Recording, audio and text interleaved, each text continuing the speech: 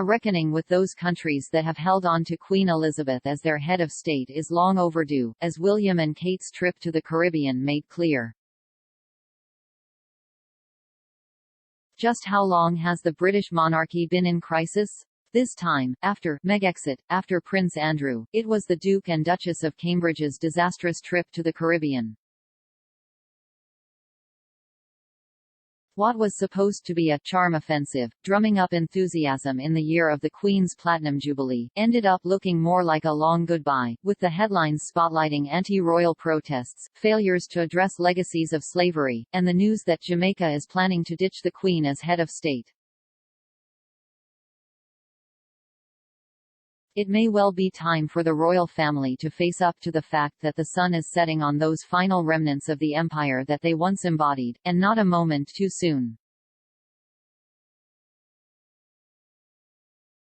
For Britons, it can be easy to forget that the Queen's realm and territories stretch far beyond these isles. Out of the 54 independent and equal nations that make up the Commonwealth of Nations, 15, including the UK, still count the Queen as their head of state. Becoming a republic doesn't necessitate surrendering membership of the Commonwealth itself, it simply means a symbolic rejection of British rule. And with Barbados finally taking the leap last year, long-standing debates about republicanism have been reignited in the remaining realms. The issue is just as hotly debated in the likes of Australia. 54% of people there would support becoming a republic, as it is in Jamaica, but packing William and Kate off to the Caribbean has inevitably focused minds in that region.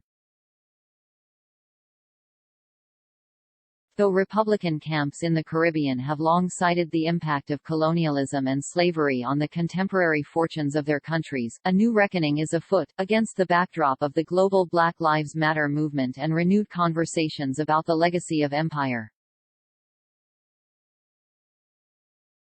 Thanks to the attention the Royals command, the disintegration of British overseas rule is being documented in real time.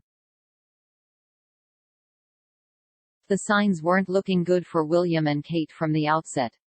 The couple's first official engagement, in Belize, was unceremoniously cancelled after protests from the Kikehimaya people over a land dispute with a charity that William patronizes.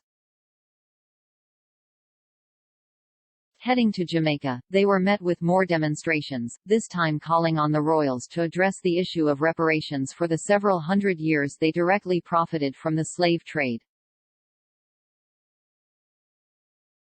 Government officials backed up the sentiment, with Jamaica's Prime Minister, Andrew Holness, informing a solemn William and Kate that the country was moving on and wanted to be independent, seemingly following the example of Barbados. It's no wonder the royals were gracing Sunday's front pages in damage limitation mode, with William offering a half apology for the tour. As ever, sometimes opening their mouths only makes things worse. In a speech given in Kingston last week, Prince William expressed profound sorrow for the transatlantic slave trade, but people were quick to point out that he stopped short of an apology or acknowledging the monarchy's direct interests in slavery. At one point in history, enslaved black Africans arriving in the Caribbean via the Royal African Company were branded with the initials DI, marking them as the property of the then Duke of York. Royal profiting from slavery continued apace. The future William IV even personally argued for the continuation of the trade in the House of Commons in 1799, a move that, according to historian Brooke Newman, helped delay abolition for a few more years but misjudged the mood of the nation, and damaged the reputation of the royal family as a result. For the royals, the trip has been a sharp lesson in how people in the Commonwealth now perceive Britain and its institutions. As the Jamaican dancehall artist Beanie Man put it during an interview with ITV News, "We are just here, controlled by the British, ruled by the British law when you go in the court." It's all about the Queen, but what are they doing for Jamaica? They're not doing anything for us. The Jamaican writer Ashley Ruan Brown summed up the grounds for resentment succinctly. Jamaicans, he wrote, are currently the only citizens within the Commonwealth realm that require a visa to visit the land of their head of state.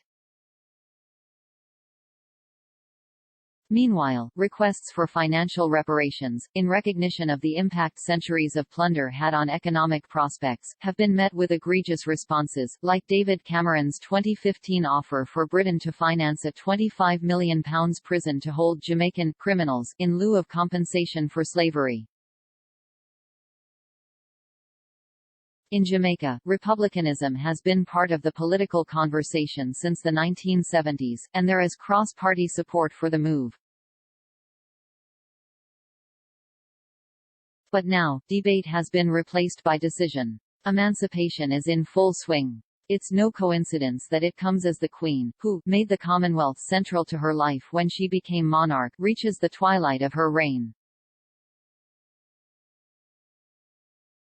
But nor can it be a coincidence that this is all happening after several years of governmental and monarchical misrule in London. The aftermath of the Windrush scandal still leaves a bitter taste. And, albeit on a different scale, it's worth taking account of some more of Beanie Man's words. If Harry was coming, people would react different, he said. People are going to meet Harry. In that sense, the royals really are the authors of their own misfortune. But with or without the Sussexes, there is an air of historical inevitability to all this. So, what happens next? Ahead of Kate and William's visit, the Windrush campaigner Patrick Vernon said, if Jamaica decided it did want to become a republic, there would be a domino effect on the rest of the English-speaking Caribbean. His words may well be prescient. The royal couple flew into the Bahamas, the last leg of their tour, to be greeted by protests on the ground and opposition from the likes of the Bahamas National Reparations Committee.